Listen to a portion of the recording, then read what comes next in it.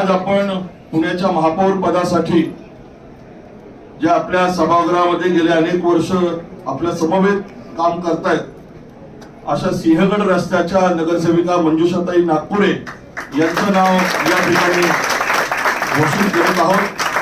त्याचबरोबर उपमहापौर पदासाठी आपले वर्षानुवर्ष भारतीय जनता पार्टीच्या खांद्याला खांदा लावून काम करणारे आपले महायुतीतल्या घटक पक्षाचे आरपीआयचे नेते परशुरामजी वाडेकर यांचं नाव आपण या ठिकाणी निश्चित केलेलं आहे। मी आपल्या सर्वांच्या वतीने या दोन्ही मान्यवरांचं मनपूर्वक या दोघांना अभिनंदन करतो, यांचं स्वागत करतो। पुणे महानगरपालिकेसाठी येत्या 9 तारखेला महापौर पदाची निवडणूक होत आहे। आज भारतीय जनता पक्षाकडून महापौर पदासाठी मंजुषा नागपुरे आणि उपमहापौर पदासाठी परशुराम वाडेकर यांनी आपला उमेदवारी अर्ज दाखल केला आहे।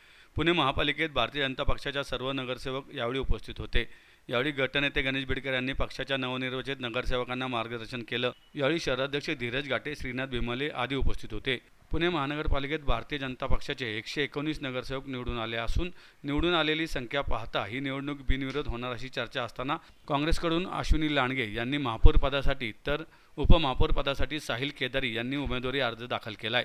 तर राष्ट्रवादी काँग्रेसकडून शीतल सावंत यांनी महापौर पदासाठी तर दत्ता भैरट यांनी उपमहापौर पदासाठी अर्ज भरलाय। यावेळी महापौर पदाच्या उमेदवार मंजुषा नागपुरे म्हणाल्या की राज्याचे लाडके मुख्यमंत्री देवेंद्र फडणवीस तसेच पक्षाचे पदाधिकारी यांनी माझ्यावर जो विश्वास व्यक्त केला आहे आणि जी संधी दिली आहे त्याबद्दल सगळ्यांचे आभार मानते। महापौर पद हे सत्तेसाठी नव्हे तर सर्वसामान्य लोकांच्या काम करण्यासाठी असलेलं पद असून पक्षाने दिलेल्या संधीचं येत्या काळात मी सोनं करणार आहे। राज्याचे उपमुख्यमंत्री अजित पवार यांची मला आज उणीव जाणवत असून त्यांच्या मार्गदर्शनाखाली मला काम करायचं होतं, मात्र ते नसल्याने खूप दुःख होत असल्याचं त्यांनी यावेळी सांगितलं। सगळ्यांनी विश्वास दाखवला माझ्यावरती आणि ही खूप मोठी संधी मला दिली आहे काम करण्यासाठी। महापौर पद म्हणजे फक्त सत्ता मिळवणं असं नाही आहे, तर ही काम करण्याची संधी आहे, ही सेवा करण्याची संधी आहे आणि त्या संधीचं सोनं करण्याचा मी प्रयत्न नक्की करीन। खरं तर या सगळ्या आनंदामध्ये मला आपले दिवंगत उपमुख्यमंत्री अजितदादा पवार यांची खूप उणीव जाणवते। माझी फार मनापासून इच्छा होती की त्यांची कामाची शिस्त, त्यांची सिस्टीम, त्यांच्यासोबत मला काम करायचं होतं, त्यांच्या मार्गदर्शनाखाली मला काम करायचं होतं, पण ते शक्य झालं नाही। त्याबद्दल मला अत्यंत दुःख आहे, पण मला ही संधी दिली, माझ्यावर विश्वास दाखवला, माझ्या कार्यकर्त्यांची सगळ्यांची निष्ठा आहे ती पणाला लागली। हे सगळं काम करत असताना मला लोकसहभाग आणि सगळ्यांचं मार्गदर्शन हवं आहे। सिस्टीम पण चालवण्यासाठी आपल्याला गव्हर्नन्स हवं आहे, स्मार्ट गव्हर्नन्स। या सगळ्याची सांगड घालून मी काम करण्याचा प्रयत्न करणार आणि या सगळ्यामध्ये मला जेन झीची ज्या काही सूचना असतात आणि त्यांची जी कार्यपद्धती त्यांनी आता डेव्हलप केली आहे त्या सगळ्यांना मी सोबत घेऊन काम करण्याचा नक्कीच प्रयत्न करीन। पुणे शहर हे विद्येचं माहेरघर आहे, सांस्कृतिक शहर आहे आणि संपूर्ण जगात जे काही पुणे शहराची प्रतिमा आहे त्याला साजेसा विकास करण्याचा मी प्रयत्न करेन। ती एक निवडणुकीची फॉर्मॅलिटी आहे, ती करावी लागते, त्यामुळे ते करतीलच। वर्षात अपकीर जे रेसमध्ये होते, वर्षात अपकीर जे रेसमध्ये होते महापौर पदाचे, ते दिसत नाही, ते नाराज आहेत? नाही, त्या माझ्या सोबतच आहेत, त्या सोबत आहेत। हा आमचा सगळ्यांचा टीमवर्क आहे, त्या नक्कीच माझ्या कायम सोबत राहतील। याचं श्रेय भारतीय जनता पार्टीचे जे सर्व जुने कार्यकर्ते आहेत, जे सर्व जुने नेते आहेत, आमच्यासाठी वडीलधारी आहेत, त्यांना मी या सगळ्याचं श्रेय देईल। कारण आज भारतीय जनता पार्टीचा एवढा मोठा पक्ष झाला आहे, आज एवढा मोठा अधिकार जो भाजपला मिळतोय, हे सगळं त्यांच्या कामामुळे आज आम्ही इथपर्यंत पोहोचलो। पुणे शहराचा महापौर हा पुणे शहरासाठी काम करत असतो, परंतु ह्या लेवलला आणण्यासाठी म्हणजे हे पद मला जे मिळालं आहे त्यासाठी सिंहगड रोड वासियांचा म्हणजे मोलाचा हात आहे, त्यांची मी आभारी आहे। सर्वांना नमस्कार, जय भीम, जय शिवराय।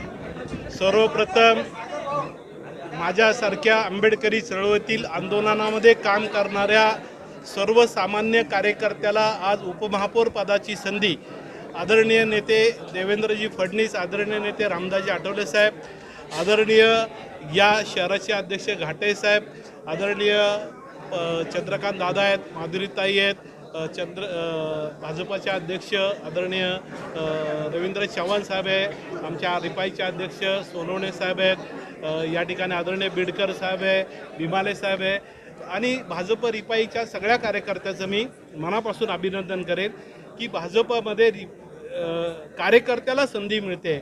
आणि मला एक आनंद आहे की माझी पत्नी उपमहापौर आणि आता त्यांच्या जागी मी उपमहापौर, एक ऐतिहासिक क्षण या ठिकाणी पुणे महापालिकेमध्ये माझ्यामुळं होणार आहे आणि मला त्याचा खूप आनंद आहे की माझ्या पत्नीला देखील संधी भाजपने दिली होती आणि आज मला संधी दिली.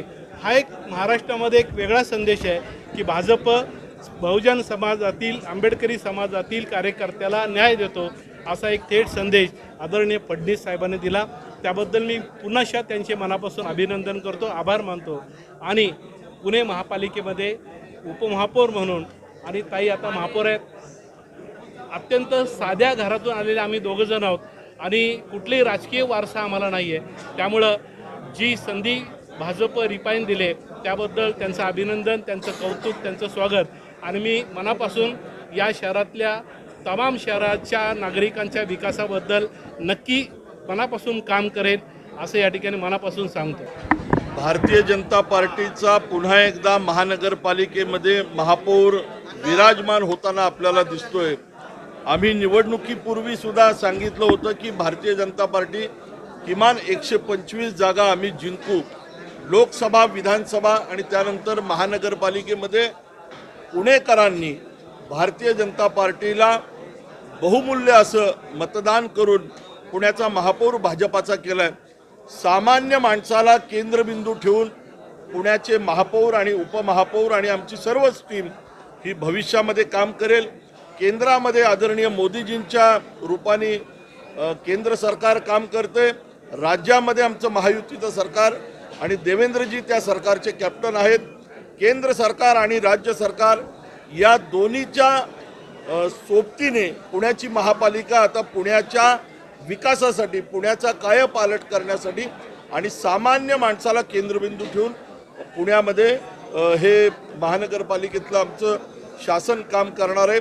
आमची सर्व टीम आपण पाहताय की 119 नगरसेवक हे भारतीय जनता पार्टी आणि RPIचे आहेत आणि मोठी मेजॉरिटी ही पुणेकरांनी दिलेली आहे. या माध्यमातून पुढच्या 5 वर्षात आम्ही पुणेकरांना अपेक्षित असणारं काम हे पुणे शहरामध्ये करणार आहोत.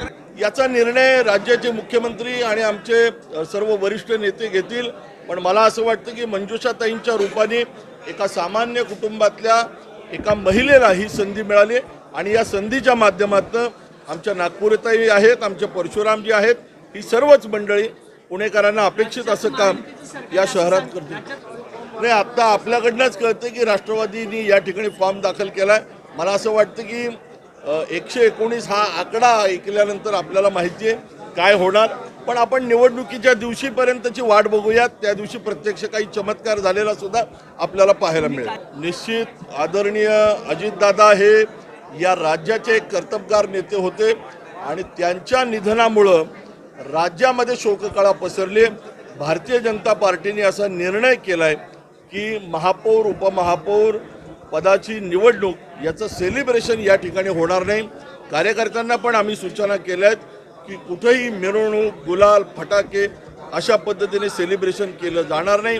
ही एक सेवेची संधी आहे आणि या सेवेच्या संधीच्या माध्यमातून पुणेकरांची सेवा आमची ही सर्व टीम करेल. मंजुषा नागपुरे या कडव्या हिंदुत्ववादी विचारसरणी भाजपच्या निष्ठावंत नगरसेविका म्हणून ओळखल्या जातात. महापालिकेच्या कामाचा त्यांना चांगला अनुभव आहे. स्थायी समितीसारख्या महत्त्वाच्या समितीवर त्यांनी काम केले आहे. महापौर पदासाठी रंजना टिळेकर, वर्षा तापकीर आणि मानसी देशपांडे यांच्या नावाची चर्चा होती. महापालिकेत भाजपचे 119, राष्ट्रवादी काँग्रेस अजित पवार गटाचे 27, काँग्रेसचे 15, राष्ट्रवादी काँग्रेस शरद पवार गटाचे 3 आणि शिवसेना उद्धव बाळासाहेब ठाकरे पक्षाचा 1 असे नगरसेवक आहेत.